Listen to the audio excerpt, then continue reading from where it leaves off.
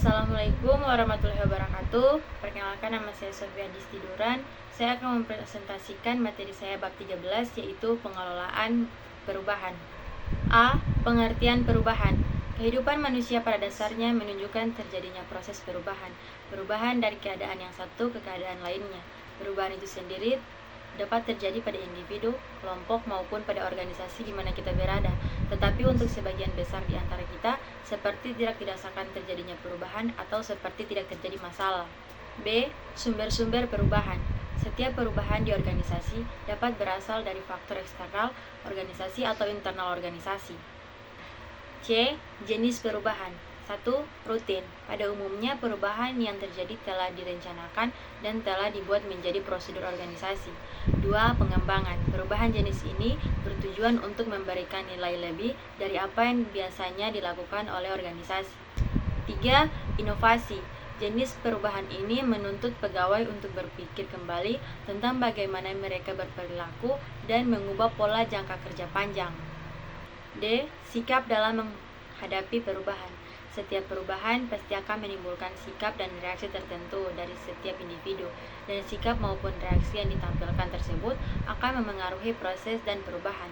Berikut ciri-ciri dari kedua sikap tersebut, antara lain adalah sebagai berikut. 1. Sifat efektif dalam menghadapi perubahan. 2. Sikap tidak efektif dalam menghadapi perubahan. E. Ciri-ciri sikap menghadapi perubahan. Ciri-ciri menghadapi perubahan menurut Else White adalah sebagai berikut. 1. Logika rasional, yaitu tidak emosional dan terfokus pada logika. 2. Kontrol negatif, emosional berpikir dan bersikap negatif.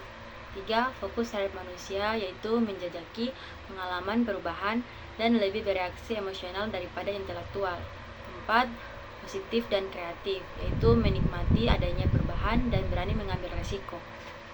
F. Kendala dan hambatan dalam melakukan perubahan. Kendala dan hambatan yang terdapat di organisasi dalam melaksanakan program perubahan akan dapat memengaruhi proses dan hasil suatu perubahan. Hal ini antara lain berhubungan dengan 1. Sistem dan proses perubahan. 2. Sumber daya manusia. 3. Sistem manajemen dan iklim organisasi. 4. Prosedur perubahan. G. Tindakan mengatasi penolakan perubahan pada individu. Galpin 1996 mengatakan bahwa tingkatan resistensi pertama adalah yang berhubungan dengan pengetahuan atau tidak mengetahui. Dalam hal ini, pengetahuan dapat diberikan melalui informasi mengenai proses perubahan. Informasi tersebut harus berdasarkan keingintahuan pihak manajemen dan pegawai. H. Mempersiapkan individu untuk menghadapi perubahan. Kiat-kiat dan pendekatan di bawah ini dapat digunakan untuk mempersiapkan individu dalam menghadapi perubahan di organisasi. Kiat-kiat tersebut antara lain: 1. Memberikan informasi, sosialisasi, dan meyakinkan. 2. Memberi inspirasi. 3. Mengarahkan. 4. Pendekatan individual. 5. Memberikan dukungan. 6. Mempersiapkan dan mengembangkan kompetensi individu. 7. Meningkatkan kreativitas dan inovasi. 8. Membiarkan individu untuk memilih sikap. 9. Negosiasi. 10. Pendekatan atau orientasi tim. 11. Memberi contoh dan hasil yang konkret. 12. Mengembangkan desain dan iklim organisasi yang kondusif. 13. Melakukan pemasukan. I. Aneka macam kekuatan yang membantu dan menghalangi perubahan. Suatu organisasi perlu mengadakan perubahan-perubahan dalam hal melaksanakan kegiatan-kegiatan. Lingkungan keorganisasian terus-menerus berubah, dan organisasi yang bersangkutan perlu mengadakan perubahan-perubahan agar supaya dapat bertahan. J. Tipologi perubahan. Resistensi terhadap perubahan cenderung meningkat apabila perubahan bergerak dari perubahan yang sifatnya adaptif ke perubahan yang sifatnya inovatif. Peningkatan resistensi sejalan dengan tipologi perubahannya dan diukur dari tingkat kompleksitas, biaya, dan ketidakpastian. Hal tersebut terjadi karena dampak dari perubahan akan dirasakan semakin besar. K. Memimpin perubahan. Seorang pemimpin perubahan harus mampu untuk memahami bagaimana dalam lingkungan eksternal akan membawa dampak terhadap organisasi.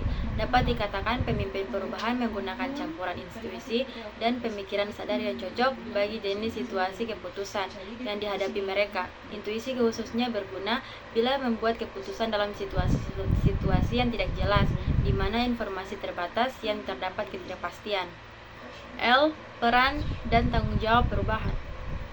Di dalam menjalankan manajemen perubahan, dikenal adanya pemeran utama dan menyangkut pula tanggung jawab, yaitu disebut sebagai change advocate, sponsor, change agent, target, dan stakeholder. Kesimpulannya, perubahan di masa sekarang dan di masa yang akan datang tidak hanya konstan, namun telah berubah menjadi pesat, radikal, serentak, dan pervasif. Karenanya kita harus sepakat dan mendefinisikan tentang tanggung jawab dan tindakan yang bersamaan dengan masing-masing peran. Sekian presentasi dari saya. Assalamualaikum warahmatullahi wabarakatuh.